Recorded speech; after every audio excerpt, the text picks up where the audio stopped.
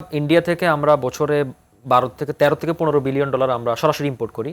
আর India আমাদের থেকে import করে হচ্ছে 1.8 থেকে 2 পয়েন্ট সামথিং। এটা হচ্ছে সরাসরি ইম্পোর্ট। এর বাইরে হচ্ছে কি আমরা ইনফরমাল কিছু ট্রেড আছে। হ্যাঁ, এবং আমরা আমাদের বিশাল একটা পশ্চিমবঙ্গের একটা বিশাল অংশই কিন্তু আমাদের এখান থেকে মেডিকেল ট্যুরিজম একটা বড় জায়গা ওদের। ইভেন আপনি দেখেন মেডিকেল ট্যুরিজমের কারণে ওরা কিন্তু প্রচন্ড ক্ষতিগ্রস্ত হয়েছে। ট্যুরিজমের কারণ হচ্ছে, আমি ধরেন একটা উদাহরণ আপনাকে দিই। আমি আবার পুরাতন দিল্লি চাঁদনি চক একটা বিশাল বড় ওদের মার্কেট রয়েছে, সেখানে আমি এমনি জাস্ট ঘোরার জন্য গেলাম শাহী মসজিদের পাশে। তো সেখানে তারা বলছে যে এখানে মানে আমাকে দেখে তারা একটা চমকে উঠলো, বাংলাদেশে আসলো। তুমি কোত্থেকে এলা? হ্যাঁ, মানে হঠাৎ করে কোত্থেকে আসলো, ভিসা তো বন্ধ, ব্যাপারটা এরকম। তো সুতরাং তারা বলতেছিল যে তারা এখন অনেক মানে ব্যবসার পলিসি চেঞ্জ করতে হচ্ছে তাদের, কারণ আমাদের এখানে আপনি দেখবেন তাদের শাড়ি লেহেঙ্গা অনেক কিছু এটা আমাদের এখান থেকে মানে ওখান থেকে আসে আর কি। তো সুতরাং তারা কিন্তু স্ট্র্যাটেজি চেঞ্জ করতেছে, বিশেষ করে পশ্চিমবঙ্গ, দার্জিলিং, সিকিম এই অঞ্চলগুলো, দার্জিলিং এবং সিকিমের পুরো বাণিজ্যিক বা পর্যটনটা বাংলাদেশ কেন্দ্রে গড়ে উঠেছে, একদম টোটালি তাই।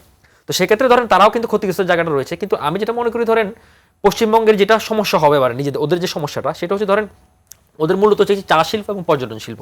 সুতরাং তাদের এই ইন্টারনাল সমস্যার কারণে কিন্তু এটা মানে আবার কিন্তু নতুন একটা স্থবিরতা তৈরি করতে পারে। আর এর বাইরে হচ্ছে কি বাংলাদেশে আপনি যদি বলেন, আপনি এখন বাংলাদেশ যে একটা কিছুদিন আগে একটা এনার্জি ক্রাইসিস ফেস করলো ফুয়েল, তো সেক্ষেত্রে কিন্তু তাদের অনেকগুলা ডাইরেক্ট পাইপলাইন দিয়ে তেল আসা অনেকগুলো ব্যবসায়ী তাদের সাথে বাংলাদেশের সাথে আগ্রহী। ইভেন আমাদের সাথে অনেকগুলো ব্যবসায়ী গ্রুপ তারা দেখা করেছে, তারা নতুন নতুন ব্যবসায় নিয়ে বাংলাদেশের সাথে 22% নিয়ে আগ্রহী। তো সুতরাং আমরা মনে করি ধরেন ইভেন বিএনপি গভর্নমেন্টও কিন্তু বারবার বলছে তারা বাণিজ্যিক ক্ষেত্রে বেশি মানে পোর্টফোলিও করতে চায়।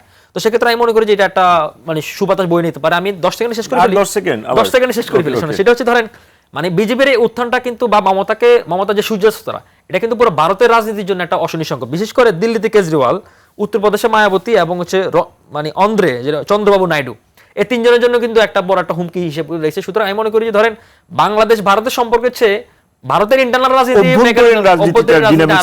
আরো বেশি আমরা একেবারে শেষ পর্যায়ে ডক্টর মনিরুল ইসলাম আকন্দ, আপনার কাছ থেকে অপরচুনিটি দিয়ে আমরা শেষ করতে চাই যে মানে কি কি অপরচুনিটি দেখেন।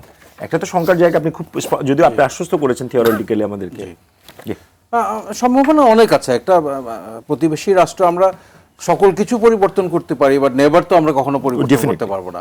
আমার নিজের মেয়ের বিয়ের সময় আমি কলকাতায় গিয়ে বাজার করে এসেছি। কলকাতার মার্কেটগুলো নাকি হাহাকার করছে এখন, বাংলাদেশিরা এখানে যাচ্ছেন। আমরা প্রচুর টাকা পয়সা খরচ করি, ওখানে কেনাকাটা করি। Tourism is a big sector. এই এলাকার পুরো ট্যুরিজম বন্ধ, সো এবং ভিসা বন্ধ ছিল।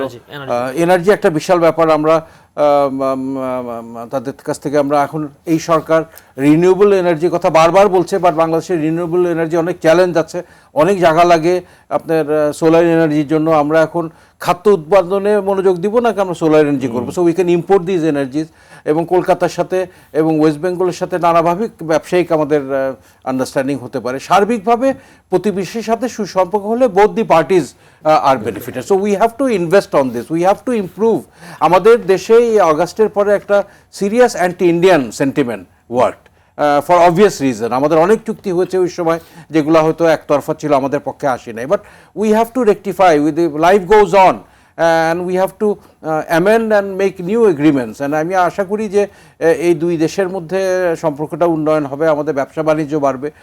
এবং but again we have to be cautious, we have to protect our borders on certain issues.